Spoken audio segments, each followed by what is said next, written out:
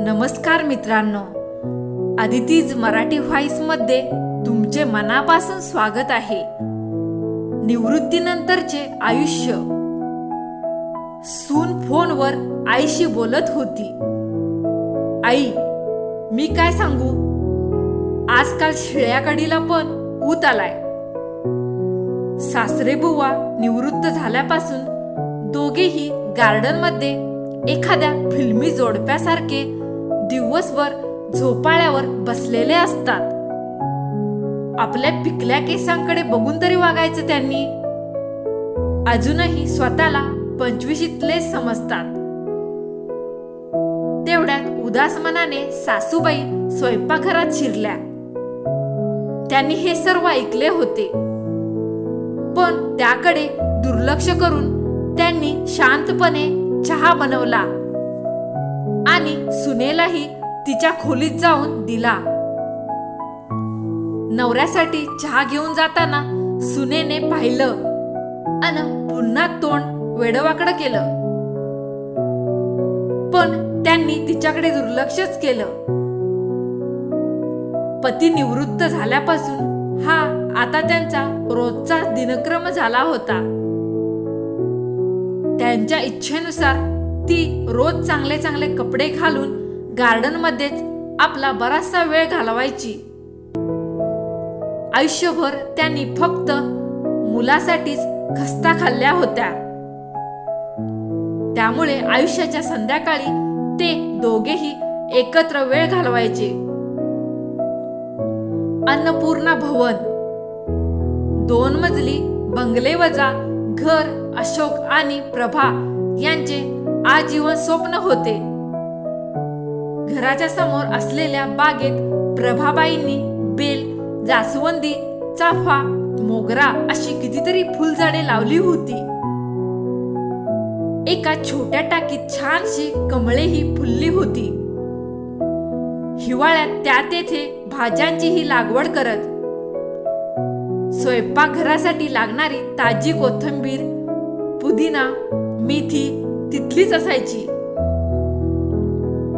पण इतकी वर्षे कामाच्या गडबडीत अशोकजींना त्या जागेचा कधीच आनंद घेता आला नाही.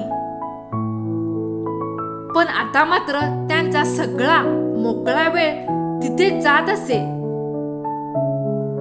खरं तर त्या जागेत एक छानस टुमदार घर दोघांसाठी बनवायचं म्हणून ती अतिरिक्त जागा त्यांनी घेतली होती.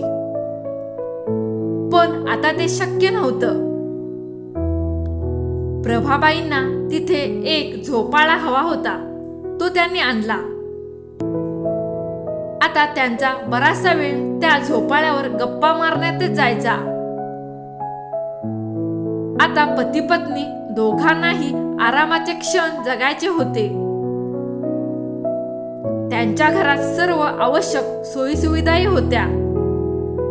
तरीही सुनेला त्यांचं हे दिवसभर झोपाळ्यावर बसणं खटकायचं. अगोदर दिवसभर तिच्यासोबत असलेल्या सासूबाई आता त्यांच्या पतीला थोडा अधिक वेळ देऊ लागल्या होत्या. त्यांना टोमणे मारायची एकही संधी ती सोडत नसे. एकदा त्यांना त्या जागेतून हटवण्यासाठी तिने एक युक्ती केली. अमोल, आपण मोठी कार खरेदी करायची का? कल्पना चांगली आहे, पण ठेवायची कुठे? आपल्याकडे फक्त एकच गॅरेज आहे.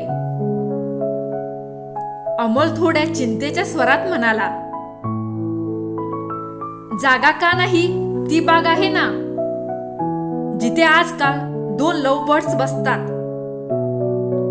तू जरा जास्तच बोलतेस, म्हणत अमोलने तिला फटकारले खरे, पण त्यानेही याबाबत बाबांशी बोलायचे ठरवले होते. दुसऱ्या दिवशी संध्याकाळी तो वडिलांकडे गेला आणि म्हणाला, बाबा, मला आणि सोनमला मोठी कार घ्यायची आहे. पण बेटा, मोठी गाडी आधीच घरात आहे, मग तू ती ठेवणार कुठे? या बागेतच नवं गॅरेज बांधायचा विचार करतोय मी. सोनम काही बघणार नाही आणि आई तरी अजून किती दिवस काळजी घेईल? त्यापेक्षा ही झाडे तोडणे चांगले होईल. प्रभाबाईंच्या छातीत ते ऐकून धस्स झालं. रागावर नियंत्रण ठेवत बाबा म्हणाले, मला तुझ्या आईशी बोलावं लागेल. मला थोडा वेळ दे. काय पप्पा, आईला काय विचारायचे? या जागेचा काय उपयोग? अमोल जरा चिडूनच म्हणाला. तुम्ही दोघेही दिवसभर कुठलाही विचार न करता, 4 लोकांचा विचार न करता इथे बसता. आता सोनम सुद्धा घरात आहे, लहान मुलंही आहेत, पण तुम्ही मात्र दोघेही दिवसभर झोपाळ्यावर डुलता. आतून सोनमची बडबड चालूच होती. अमोल आणि सोनमने त्या संध्याकाळी बाहेरून जेवण मागवले, पण ते जेवण काही केल्या या दोघांच्याही घशाखाली उतरले नाही. इच्छाच नव्हती कसली. दोघेही रात्रभर जागेच होते. पण सकाळी त्याबद्दल विचार करताना बाबांच्या ओठावर एक स्मित उमटले.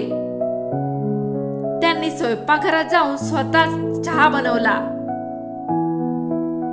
पण खूप निराश झालेल्या प्रभाताई त्या दिवशी झाडांना पाणी देण्यासाठी बाहेर पडल्या नाहीत किंवा कोणाशीही बोलल्या नाहीत. दिवसभर सर्व काही सामान्य होते. पण संध्याकाळी घर भाड्याने देणे आहे असा बोर्ड घराबाहेर लटकलेला पाहून अमोलने गोंधळलेल्या आवाजात बाबांना विचारले, पप्पा, घर मोठे आहे हे मान्य, पण हे काय? पुढच्या महिन्यात माझ्या स्टाफ मधले मिस्टर गुप्ते सेवानिवृत्त होत आहेत. ते या घरात राहतील. त्यांनी शांतपणे उत्तर दिले. पण कुठे? तुमच्या भागात. अशोकजींनी साध्या आवाजात उत्तर दिले. आणि आम्ही? तुम्ही तुमच्या पायावर उभे राहू शकाल इतके सक्षम तर मी तुम्हाला बनवलेच आहे. 2-3 महिन्यात तुम्ही दुसरा फ्लॅट पहा किंवा कंपनीच्या फ्लॅटमध्ये राहण्यासाठी जा, जिथे तुम्ही तुमच्या वयाच्या लोकांबरोबर राहू शकाल. आम्ही दोघेही आमच्या वयाच्या लोकांमध्ये राहू. तुमच्या आईचं संपूर्ण आयुष्य तुम्हा सर्वांची काळजी घेण्यात गेले. आता तुमच्याकडून शहाणपणाचे धडे शिकणे एवढंच बाकी होतं. बाबा, मला असे म्हणायचे नव्हते.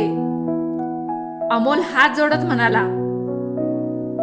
नाही बेटा, तुझ्या पिढीने आम्हालाही व्यावहारिक होण्याचा धडा दिला आहे. जर आम्ही दोघे तुम्हा दोघांना एकत्र पाहून आनंदित होऊ शकतो, तर मग तुम्हाला आमच्यापासून त्रास का होतो? हे घर तुझ्या आईने बांधले आहे. हे झाड, ही फुले तुमच्यासाठी भोगलेल्या अनंत कष्टांचे साक्षीदार आहेत. म्हणून मी कोणालाही तिचा हक्काचा कोपरा हिसकवण्याचा अधिकार देणार नाही. बाबा, तुम्ही गंभीर झालात. अमोलचा आवाज आता हळवा झाला होता. नाही बेटा, तुझ्या आईने आजवर खूप त्याग करून, खूप दुःख सहन करून मला पाठिंबा दिला. आज तिच्या कृपेने माझ्या डोक्यावर कोणतेही कर्ज नाही. म्हणूनच फक्त हा कोपराच नाही, संपूर्ण घर तिचे ऋणी आहे. तुमच्यापेक्षा तिचा या घरावर अधिक हक्क आहे. आमची मुलं असल्याचा फायदा जरूर घ्या, पण जर देव मंदिरात जोडीने शोभून दिसतात तर आई वडील का दिसू नये? मित्रांनो, कशी वाटली स्टोरी ते तुम्ही मला कमेंटद्वारे नक्की सांगा. भेटूया अशी छान स्टोरी घेऊन. तोपर्यंत धन्यवाद.